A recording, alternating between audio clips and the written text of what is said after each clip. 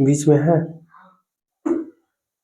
Welcome to my YouTube channel maths concept में पप्पू। आज हम लोग इस वीडियो में बात करेंगे झारखंड बोर्ड परीक्षा 2026 के लिए क्लास 8 गणित विषय है, चैप्टर नंबर है 15। पहला क्वेश्चन है, एक्स भुजा वाले घन का पृष्ठीय क्षेत्रफल। यहाँ पे कुल पृष्ठीय क्षेत्रफल पूछा है, कुल या संपूर्ण। तो घन का कुल पृष्ठीय क्षेत्रफल या संपूर्ण पृष्ठीय क्षेत्रफल का फॉर्मूला था 6 इंटू भुजा स्क्वायर यानी ए स्क्वायर। भुजा की जगह ए रहेगा तो ए स्क्वायर होगा, भुजा की जगह एक्स है तो एक्स स्क्वायर होगा यानी कि 6x स्क्वायर होगा। कुल पृष्ठीय क्षेत्रफल है। अगर वक्र पृष्ठीय क्षेत्रफल पूछता तो 4a स्क्वायर होता या 4x स्क्वायर होता। तो कुल पूछा क्या होगा 6x स्क्वायर यानी ऑप्शन नंबर बी। घन का पार्श्व पृष्ठीय क्षेत्रफल का सूत्र होगा। देखिए घन का पार्श्व पृष्ठीय क्षेत्रफल या इसी को हम लोग बोल सकते हैं वक्र पृष्ठीय क्षेत्रफल। इसका फॉर्मूला था 4a स्क्वायर। एक घनाभ जिसकी लंबाई l है, चौड़ाई b है और ऊंचाई h है का पार्श्व पृष्ठीय क्षेत्रफल पूछा है। देखिए घन का पार्श्व पृष्ठीय क्षेत्रफल का formula 2 into l plus b और इंटू होगा h। फिर से याद रखिएगा घन का पार्श्व या वक्र पृष्ठीय क्षेत्रफल होता है 2 into l plus b into h. वही हम लोग को पूछता कुल पृष्ठीय क्षेत्रफल, तो उसका formula 2 into l b plus b h plus h l. ये जो है कुल पृष्ठीय क्षेत्रफल या संपूर्ण पृष्ठीय क्षेत्रफल है। और 2 into l plus b into h क्या है तो वक्र पृष्ठीय क्षेत्रफल या पार्श्व पृष्ठीय क्षेत्रफल। हम लोग को पूछा पार्श्व, तो कौन सा फॉर्मूला होगा। देखिए तो 2 into l plus b, 2 into l plus b कौन सा फॉर्मूला होगा, ऑप्शन नंबर कौन होगा C, 2 into l plus b into h. अगला है बेलन के संपूर्ण पृष्ठ का क्षेत्रफल कौन नहीं होगा। देखिए बेलन का संपूर्ण पृष्ठीय क्षेत्रफल का फॉर्मूला होता है 2 pi R into R plus H होता है। देखिए 2 pi R into R plus H, ये तो लिखा हुआ है। देखिए ऑप्शन नंबर बी में तो लिखा हुआ है 2 pi R into H plus R या आर प्लस एच, ये तो लिखा हुआ है। अगर 2 पाई आर को अंदर गुना करेंगे तो लिख सकते हैं 2 पाई आर आर गुना हो जाएगा R square plus 2 pi R R H गुना होगा तो क्या होगा 2 पाई आर एच। देखिए कौन सा लिखा हुआ है 2 pi R plus 2 pi R H, 2 pi R, यहाँ पे देखिए 2 pi R H plus 2 pi R square यहाँ पे लिखा हुआ है यानी सी भी सही होगा।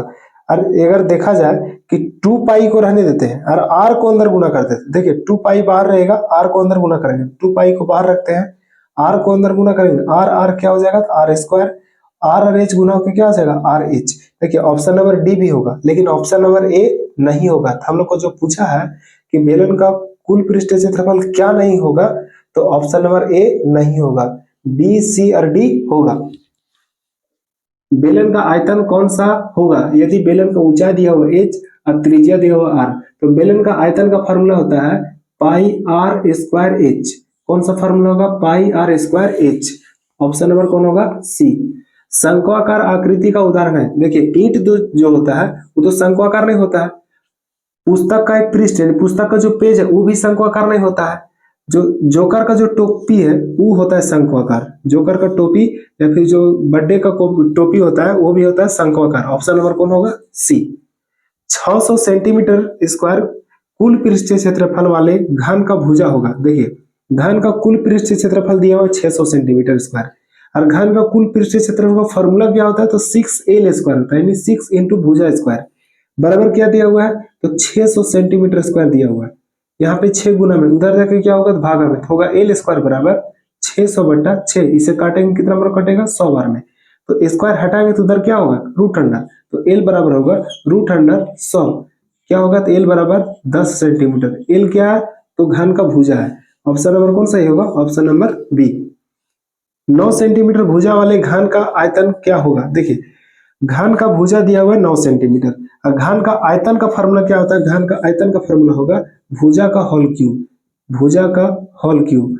देखिए भुजा दिया हुआ 9 सेंटीमीटर तो लिखेंगे 9 का होल क्यूब। 9 को 3 बार गुना करेंगे, 9 गुने 9 गुने 9, 3 बार गुना करेंगे तो आएगा 729 सेंटीमीटर स्क्वायर, अब सेंटीमीटर क्यूब। ऑप्शन नंबर कौन होगा ऑप्शन नंबर बी। यदि घन की भुजा 8 सेंटीमीटर है तो घन का आयतन होगा। इसका आंसर आप लोग को बताना है कमेंट बॉक्स में। कहां पे बताइएगा आंसर कमेंट बॉक्स में।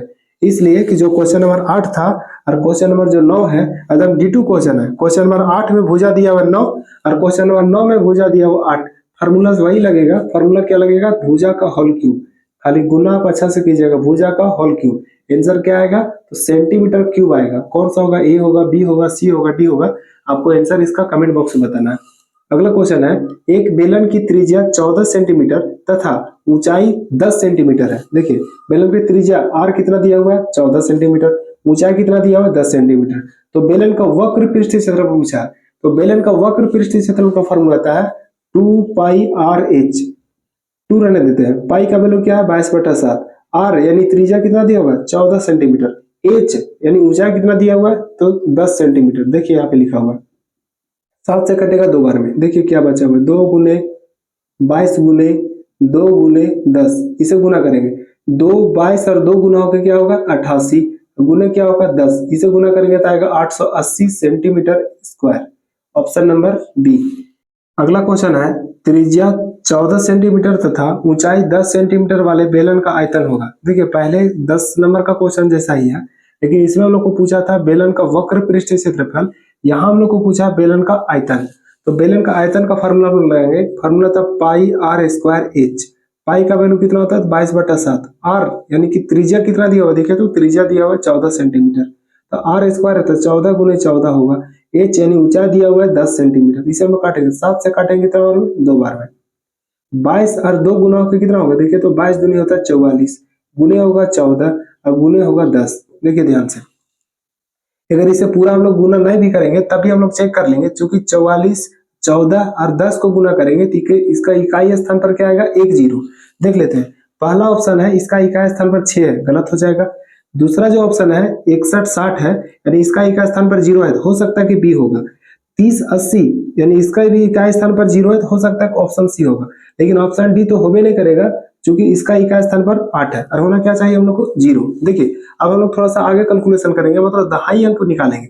इकाई अंक तो हो गया फिक्स की 0 होगा, क्योंकि 10 से गुना किया तो 0 होबे करेगा वो। और 14 का पहाड़ा 4 बार पढ़ेंगे तो 14 चौक होता है 56, यानी कि दहाई अंक पर आ गया 6। हम लोग चेक करते जो ऑप्शन छूटा हुआ है। देखिए इकाई स्थान पर 0, दहाई अंक पर 6 है, यानी ऑप्शन नंबर बी सही होगा। पूरा नहीं भी बनाएंगे तभी हम लोग बता सकते हैं कि ऑप्शन नंबर बी होगा, क्योंकि हम लोग यहाँ पे चेक करना है और ऑप्शन का सिर्फ लाना है, आंसर हम लोग को नहीं लाना है। देखिए ऑप्शन नंबर सी इसलिए नहीं होगा क्योंकि इकाई स्थान पर 0 है, लेकिन दाई अंक पर क्या नहीं है? 8, मतलब 6 नहीं है 8 है, इसलिए ऑप्शन नंबर सी भी गलत हो जाएगा। इसे नहीं विश्वास है, पूरा हम लोग सोल्व कर देते हैं। 14 चक 56 के 6, हाथ में कितना बचेगा? 5, और 14 और 4 गुना हो जाएगा 56, हाथ में 5 था 61, यानी 61 60 सेंटीमीटर क्यूब। देखिए ऑप्शन नंबर बी मिला के देख लीजिए, ऑप्शन आंसर बी। अगला देखिए, एक लंबवृत्तीय बेलन का व्यास 21 सेंटीमीटर तथा ऊंचाई 10 सेंटीमीटर है, तो उसका आयतन होगा। देखिए व्यास दिया हुआ कितना सेंटीमीटर, यहाँ पे उसको हम लोग रफ कर रहे हैं। देखिए व्यास यानी डी का वैल्यू कितना दिया हुआ है? 21 सेंटीमीटर। आर निकालेंगे तो क्या हो जाएगा? 21/2 सेंटीमीटर। और क्या दिया हुआ देखिए तो, और दिया हुआ है एच यानी ऊंचाई दिया हुआ 10 सेंटीमीटर। हम लोग को उसको पूछा है आयतन, आयतन का फॉर्मूला था पाई आर स्क्वायर एच। पाई का वैल्यू होता है 22/7, आर स्क्वायर मतलब 21/2 और गुने होगा 21/2, और एच यानी ऊंचाई कितना दिया हुआ देखिए तो ऊंचाई है 10। इसे काटेंगे 7 से काटेंगे 3 बार में, 2 से काटेंगे तो 11 बार में, फिर 2 से काटेंगे तो 5 बार में। देखिए क्या क्या बचा हुआ है, यहाँ बचा हुआ 11, यहाँ बचा हुआ 3, यहाँ बचे हुए 21, यहाँ बचे हुए 5। हम लोग देख लेते हैं इकाई स्थान पर क्या आएगा। यहाँ पे इकाई स्थान 1 है, यहाँ पे 3 है, गुना होकर 3 होगा। यहाँ इकाई स्थान 1 है, यहाँ 5 है, गुना होकर 5 होगा। 5 3 गुना करेंगे तो इकाई स्थान पर 5 होगा। देखिए कौन कौन ऑप्शन में इकाई स्थान पर 5 है। यहाँ पे पहला ऑप्शन में इकाई स्थान पर 5 है, तो हो सकता है शायद ये आंसर हो। बी में देखिए तो इकाई स्थान पर 0 है, ये गलत हो जाएगा। सी में देखिए इकाई स्थान पर 0 है, ये भी गलत हो जाएगा। डी में देखिए इकाई स्थान पर 5 है, तो हो सकता है कि ऑप्शन नंबर ए और ऑप्शन नंबर डी में कोई हो। थोड़ा सा हम लोग आगे बना के देखते हैं क्या क्या दिया हुआ था। 11 और 3 कितना गुना करके 33 गुने 21 5 गुना होकर कितना होगा? 105। अब इसे अगर आगे हम लोग सॉल्व करेंगे, अगर ज्यादा भारी लग रहा है गुना, हम लोग देखते हैं और आसान गुना करके। देखिए यहाँ पे कितना है? 33 गुना करना हम लोग को 105 से, 105 को तोड़ेंगे हम लोग 100 प्लस 5 में। देखिए 33 को 100 से गुना करेंगे तो आएगा 3300 प्लस 33 और 5 को गुना करेंगे, 5 दिया होगा 15, हाथ में 1, 5 दिया 15 कितना होगा? 16। अब हम लोग इसे जोड़ लेते हैं, 5 और 0 होगा 5, 6 और 0 होगा 6। देखिए इकाई स्थान पर 5 और दाहिने स्थान पर 6। देखिए तो कहाँ पे है? इकाई स्थान पर 5, दाहिने स्थान पर 6। ऑप्शन नंबर कौन सही होगा? Option number A. न विश्वास है, पूरा हम लोग जोड़ लेते हैं इसे। 1 और 3 को जोड़ेंगे तो होगा 4 और 3 अकेले, यानी 34 65 सेंटीमीटर क्यूब मिला के देख लीजिए 34 65, यहाँ भी 34 65 है। ऑप्शन नंबर डी इसलिए नहीं हुआ उस समय क्योंकि दाहिने स्थान पर हम लोग को 6 चाहिए, दिया हुआ कितना यहाँ पे 7। ऑप्शन नंबर डी गलत हो जाएगा।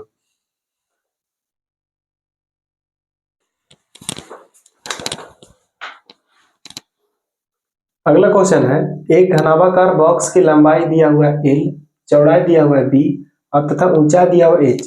तो इस बॉक्स का आयतन होगा, देखिए बॉक्स जो है वो घनाभाकार है, घनाभाकार का आयतन होता है L गुने B गुने H, यानी कौन सा ऑप्शन होगा? ऑप्शन नंबर होगा सी। अगला क्वेश्चन है, एक घनाभ की लंबाई चौड़ाई और ऊंचाई क्रमशः 12 मीटर 8 मीटर और 4 मीटर है। तो घनाभ का पार्श्व पृष्ठीय क्षेत्रफल पूछा हम लोग को, दिया हुआ क्या है L, यानी लंबाई का वैल्यू है 12 मीटर, B यानी चौड़ाई का वैल्यू कितना है तो 8 मीटर, H यानी ऊंचाई का वैल्यू कितना है तो 4 मीटर। घनाभ का पार्श्व पृष्ठीय क्षेत्रफल का फॉर्मूला होता है 2 into l plus b into होता है H। 2 रहने देते हैं, एल का वैल्यू कितना, लंबाई का वैल्यू है 12 मीटर, चौड़ाई का वैल्यू कितना 8 मीटर, गुने क्या होगा ऊंचाई, ऊंचाई मतलब 4 मीटर। देखिए 2 इंटू एल और बी का वैल्यू कितना है 20 मीटर, गुने ऊंचाई कितना है 4 मीटर, ये दोनों गुना करेंगे कितना होगा 40 गुने 4, गुना करके आएगा 160 मीटर स्क्वायर। कौन सा ऑप्शन होगा? ऑप्शन नंबर होगा डी।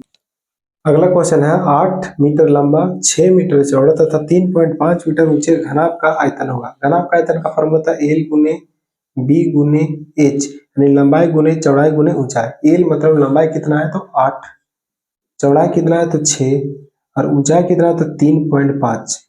पॉइंट हटाएंगे नीचे आएगा 10, ई कटेगा कितना बार 5 दूनी 10 और 7 बचे 35, 2 से कटेगा कितना बार में 3 बार में, 8 गुने 3 गुने कितना होगा 7, ये तीनों गुना होगा 8 3 24 और 7 24 साथ कितना होता है 168 मीटर क्यूब। कौन सा ऑप्शन होगा? Option number b. अगला क्वेश्चन है, एक घनाभ की लंबाई 7 सेंटीमीटर, चौड़ाई है 4 सेंटीमीटर और ऊंचाई है 3 सेंटीमीटर, उसका आयतन निकाला हम लोग को। आयतन का फॉर्मूला था एल गुने बी गुने एच। एल मतलब 7 सेंटीमीटर, बी कितना है 4 सेंटीमीटर, ऊंचाई कितना है 3 सेंटीमीटर, तीनों गुना कीजिए, 4 7 को गुना करेंगे आएगा 28 गुने 3, 28 कितना आता है 84 सेंटीमीटर क्यूब होगा, ऑप्शन बी। अगला क्वेश्चन है, एक कमरे की लंबाई चौड़ाई और ऊंचाई क्रमशः दिया हुआ है 5 मीटर 4 मीटर और 3 मीटर। तो कमरे का आयतन, देखिए कमरा जो है वो घनाभाकार है, तो घनाभ का आयतन क्या होता है एल गुने बी गुने एच। अब वैल्यू बैठा करके उसका आंसर ला के आपको आंसर बताना है कमेंट बॉक्स में, कहाँ पे आंसर आप बताइएगा, आंसर आप बताइएगा, वैल्यू बैठा करके आंसर ला करके आंसर आपको बताना है कमेंट बॉक्स में। कहाँ पे आंसर? कमेंट बॉक्स में बताइएगा, कमेंट बॉक्स में।